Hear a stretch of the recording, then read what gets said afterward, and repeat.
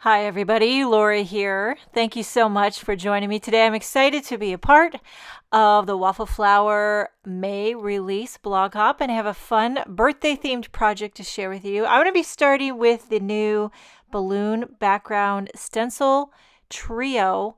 You get 3 stencils in this pack and it allows you to create a really colorful balloon background, and I love balloons.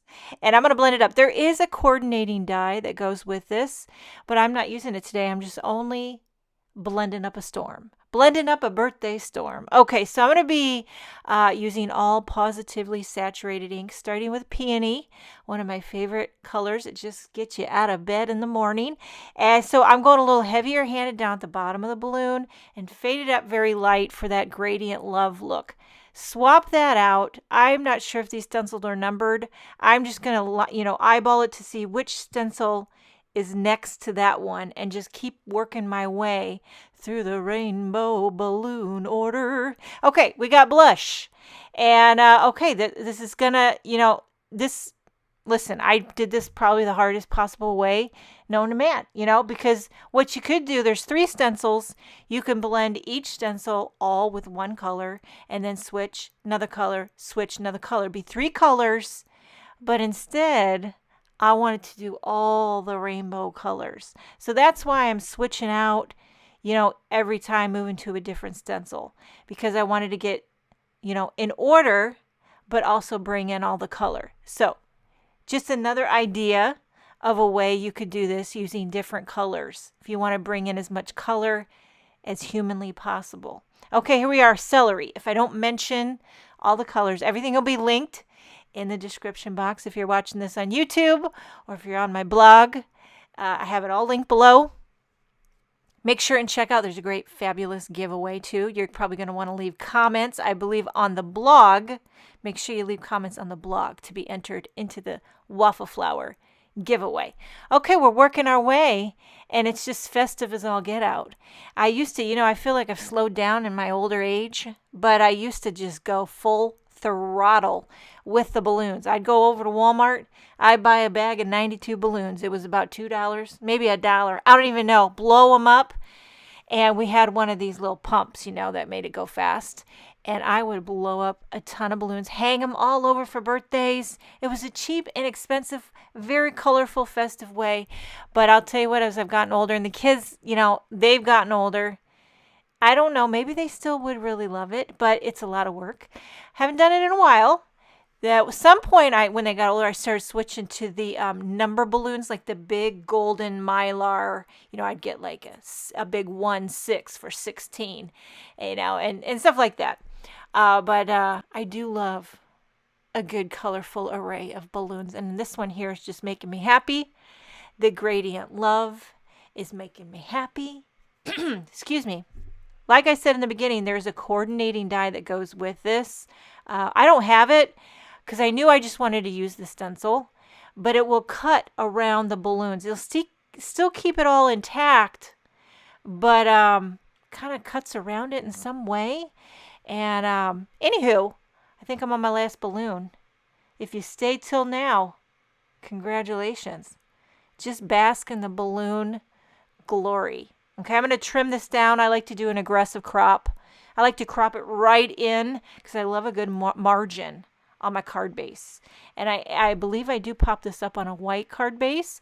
And I actually end up taking one of the nesting circle dies and create a little shaker. But before I do that, I'm going to start die cutting this sentiment. This happy is from the Print and Script Happy Birthday die set, and the numbers are from the Retro Numbers dies. So I did the happy out of some white glitter, and I did the 13 out of gold. This isn't matte gold, it's mirror gold, which is kind of getting hard to find these days, but I bought a ton of it. I think Concord Ninth had some, Simon's Stamp had it. I don't know if you can still find it, but I love a good mirror. It's like high gloss. Now everyone's using the matte gold, which I like too. So I took one of the nested circle dies, die cut a circle opening right into that blended background, and I'm going to take tape runner on the back of that popped out part and tape it down to the card base. I'm going to back the opening with acetate. I've been using lately this Altenew tape runner, and I really like it. I feel like I've tried every tape runner known to man, and I am a tape runner snob. So listen, when I tell you I like it, it's a good one. I'm going to fill this shaker with a few sparkling clear sequins. Nothing fancy. You're hardly going to see the shaker, but it does kind of draw your eye in towards the center. Anywho, I'm not really sure why I made a shaker. I just felt like making a shaker. Sometimes you feel like shaking it up. Sometimes you feel like stripping it up. Sometimes you feel like blending it up. And sometimes you just feel like laying down. Speaking of laying down, another thing that I feel like often is French fries. That has nothing to do with laying down. But tonight I made gyros for supper, and I told the family, I said, this would be really good with some French fries, like greasy, salty, crispy French fries. And here's my honest take.